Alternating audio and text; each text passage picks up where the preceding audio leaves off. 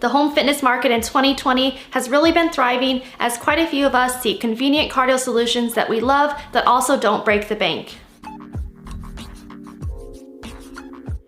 I know on my channel I have been predominantly talking about indoor cycling bikes as their footprint tends to be quite small, on average of 4 feet by 2 feet, and they can be purchased for as little as $150 on Amazon. But we mustn't forget the most original form of cardio, which includes walking / jogging / running. In the past, most treadmills tended to be quite pricey, bulky, loud, and obtrusive if you don't have the luxury of a separate workout room, which, let's be honest, how many of us have a separate workout room? So if you're looking for an affordable, compact, relatively lightweight treadmill that can be stored underneath a bed or a couch when not in use, please keep watching. Today's video will be broken down into the following topic areas.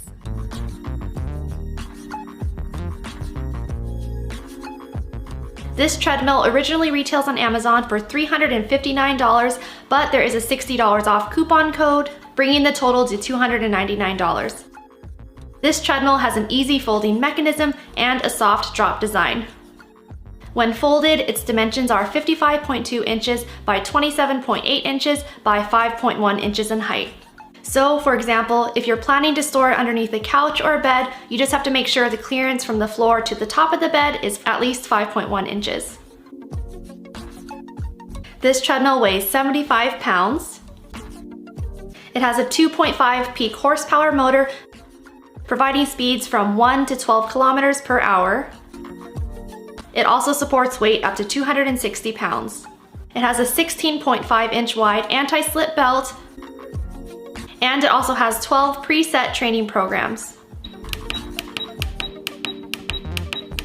The LCD screen displays time, distance, speed, and calories burned.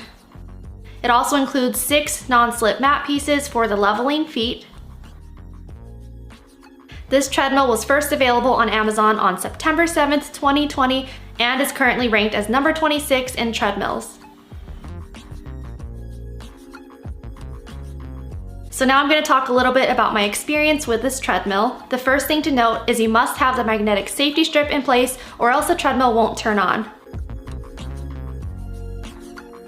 Initially, when I set my treadmill up, I figured I wouldn't need the magnetic safety strip because usually I don't plug those onto my clothes anyways when I'm jogging. But as I mentioned before, the treadmill won't run until it's in place. The next point might be kind of obvious, but there are no incline functions on this treadmill, but I found that you can still break a decent sweat with a jog. The platform tray isn't the most sturdy. In other words, I won't be putting my laptop on it anytime soon. But it does have an included phone holder function, which is great for streaming workouts on your phone. I've streamed a few Peloton running workout videos on my phone while using the treadmill, and while you can't adjust the incline to match the instructors, you can still somewhat match your speed to their recommendations, and I find that I still get a better workout following one of those videos versus just trying to motivate myself.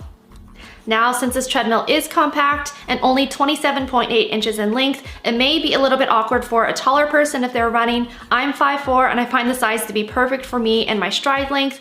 And for a quick note, I did Google what's the average stride length for someone who's 5'4", and what I found is that the average stride length for someone who's 5'4" is 2.2 feet or 27 inches.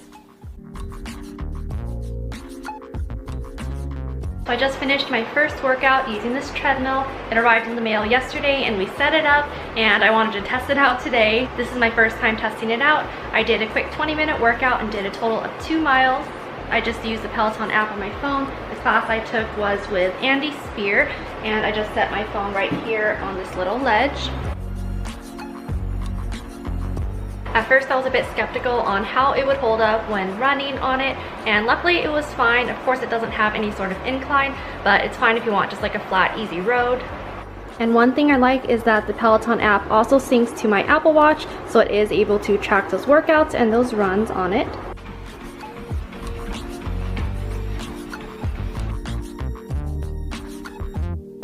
Now I'm going to go over a few pros and cons on this treadmill. The first pro I have is that the price seems quite affordable for a cardio machine that suits a variety of fitness levels. For example, for those new to starting a fitness routine, you can easily start with walking and build up to light jogs. The second pro I have is regards to its size. The compact size is convenient, especially if you don't have the luxury of a separate workout room. For example, I have my Peloton bike as well as my treadmill in the master bedroom. The next pro I have is that this treadmill is relatively quiet. It's not as silent as a Peloton, for example, but it's not as loud as, say, a rowing machine. Another pro I have is that this treadmill can be tucked away when not in use, or if you kind of fall off the bandwagon of your workout routine, which, let's be real, and based on my personal experience, some of us are not as consistent on our workout routines as we intend to be. So one pro to that is that you can just tuck it away and it won't sit out and guilt trip you every time you walk by it or become an infamous clothes hanger. The last pro I have is that this treadmill is light enough for 2 people to move it together. There are 2 wheels on the front end, so say if you're just moving it from one room to the next, you can easily just tilt it over and maneuver it. Also, since my treadmill is on the 2nd story of my home, it wasn't too much of a hassle to bring it up the stairs with 2 people carrying either end. Just think if you were trying to maneuver one of those commercial treadmills that you see at the gym, that would be a whole nother story. Now I'm gonna go over a few cons for this treadmill. The first con I have is that if this treadmill is going to be part of your daily fitness routine, you may want to invest in something that's a little bit more heavy duty or something that has an incline function. I intend to wait until Peloton releases their new treadmill model with an estimated release date sometime in 2021. The next con is that the tray table isn't the most sturdy, so say if you're really breaking a sweat and want something to heavily lean on, or if you forget that it isn't the most sturdy, you don't want it to bend and snap forward. And the last con I have is that the safety strap feels quite flimsy, but it does do the job. And as I mentioned before, the magnetic strip does need to be matched onto the treadmill in order for it to turn on.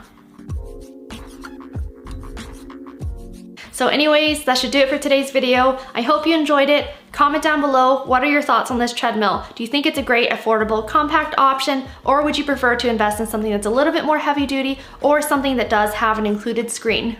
Also, for those Peloton customers, would you consider investing in the Peloton Tread, or would you choose a different brand? But anyways, I hope you enjoyed it, and I'll see you in my next video. Thanks for watching.